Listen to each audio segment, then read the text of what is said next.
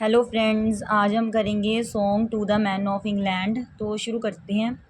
Once upon the poet Shelley call upon the people of England in his 8 stanzas poem to understand their state. अब देखो,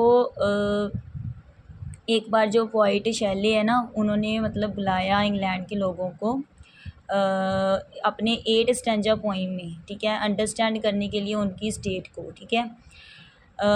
People plow for the sake of lords who are like bees that do not work but live off the other work। अब people कहते हैं प्लो करते हैं, ठीक है, जो ज़िम्मेदार हैं उनकी खातिर, है ना, हल वाते हैं, लेकिन जैसे जो बीज होती हैं दैट डू नॉट वर्क, जो काम नहीं करती बट दूसरों के काम पर रहती हैं, जीवित रहती हैं। The poet says that people of England do not enjoy the fruit of labour. तो पॉइट ने कहा कि जो इंग्लैंड के लोग हैं, है ना, वो लेबर का जो फ्रूट है उसे इंजॉय नहीं कर रहे। They live without any work, तो वो बिना काम के रह रहे हैं। They sow their own seeds only, weave their own clothes only, when even they dig their own graves only. तो वो बीज रहे हैं सीड्स केवल, ठीक है, और बूंद रहे हैं अपने क्लॉथ्स, और यहाँ तक कि वो अपनी कब्रें भी खोद रहे हैं, ठीक है। The speaker is speaking directly to the man of England in a Marxist tones that the people of England are vast। तो स्पीकर कह रहा है, सीधा ही कह रहा है, प्रत्यक्ष रूप में कह रहा है इंग्लैंड के आदमियों को, किस टोन में, मार्किस्ट टोन में, कि पीपल ऑफ इंग्लैंड जो हैं वो वास्ट हैं, बहुत विशाल हैं। The structure of the poem in 4 line stanza whose rhyming scheme AABP।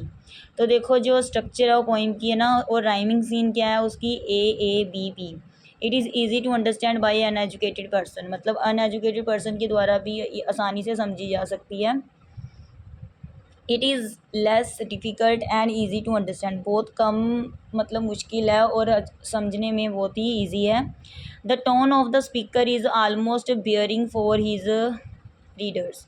तो जो टोन है स्पीकर की वो सहन योग है रीडर्स के लिए।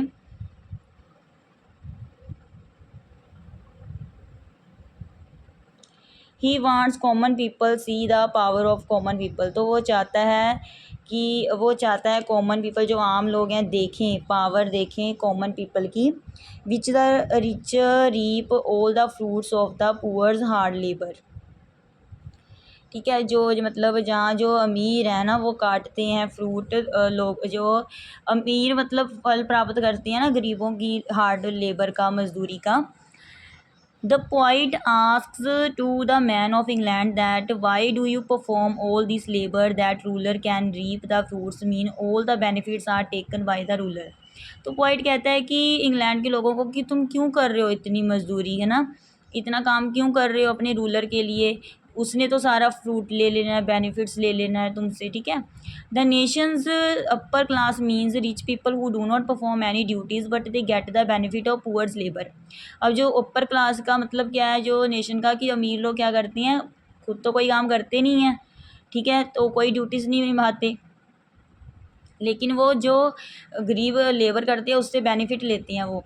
On the other side poor class people use their power for the benefit of upper class. तो अपनी पावर को यूज़ करते हैं पुअर लोग अपर क्लास के लिए। The poet insult the workers for being cowardly to rise up in arms.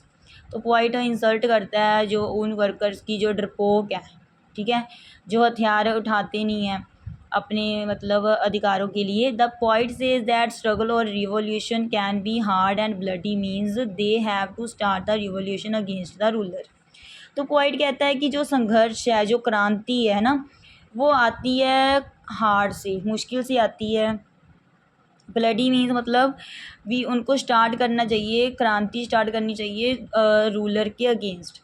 To give proper share और benefit of their labour, ताकि उन्हें दिया जाए प्रॉपर बेनिफिट मिले उनकी मजदूरी का।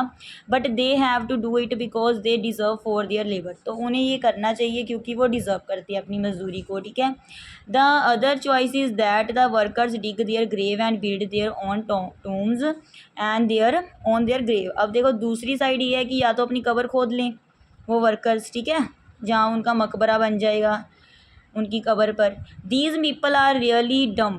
And blind because they fail to recognise the fate. देखो ये पीपल बहुत ही डम हैं और अंधे हुए हैं, अपनी देख ही नहीं रहे कि हमारा शोषण हो रहा है ना, फेल हैं समझने में अपनी किस्मत को। Then the poet warns to the man of England, फिर जो पॉइंट है वो चेतावनी देता है इंग्लैंड के आदमियों को, that if they do not change their, कि उन्होंने अगर चेंज नहीं किया अपना वेज एंड देयर कंट्री, मतलब अपने जो ढंग हैं उन्हें चेंज ना किया, कंट्री को चेंज ना किया, then they will digging their own grave, तो फिर वो अपनी कबर खोदेंगे। And they will never experience the joys of equality and liberty, और उन्हें कभी भी एक्सपीरियंस नहीं होगा, अनुभव नहीं होगा समानता और आज़ादी खुशी का। Then the poet suggest that the people are not paying attention to their situation, फिर जो पॉइंट है वो सजेस्ट करता है कि जो पीपल है ना वो ध्यान नहीं दे रहे हैं अपनी सिचुएशन पर। Not only they wasting up their hard labour for the sake of rich people, but they also do not understand that they have to get all the benefits of their employment और labour. तो देखो एक तो वो ये नहीं अपना wasting कर रही हैं ना अपनी, मतलब क्या कहते हैं, अपनी हार्ड वर्क जो है मजदूरी को वेस्ट कर रहे हैं, किसके लिए, अमीर लोगों के लिए, ठीक है। और वो ये भी नहीं समझ रही हैं कि उनको they have to get all the benefits, कि उन्हें लेना चाहिए सारा बेनिफिट्स अपनी लेबर का, ठीक है। The point wants to change, मतलब वो चाहता है बदलाव चाहता है जो कवि है। He asks to encourage the people to get the fruit of their own labour, तो वो मतलब कहता है कि हिम्मत कर मतलब इनकरेज करता है, हौसला देता है लोगों को कि वो प्राप्त करें फ्रूट अपनी लेबर का। He says that they do not want to pay any tax and they have to rise up for strike, that people do work but only for themselves, ठीक है। तो वो कहता है कि उन्हें नहीं देना चाहिए, पे नहीं करना चाहिए कोई भी टैक्स, ठीक है। उन्हें मतलब जो कहते हैं ना स्ट्राइक करनी चाहिए, हड़ताल करनी चाहिए। People do work but only for themself, कि लोग अपन काम करेंगे लेकिन अपने लिए करेंगे। The point says people are capable for the struggle और revolution, but the main key principle that people deserve to get the full benefits of their work.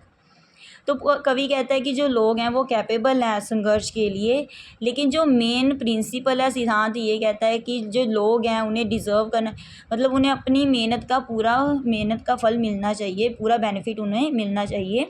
Thanks.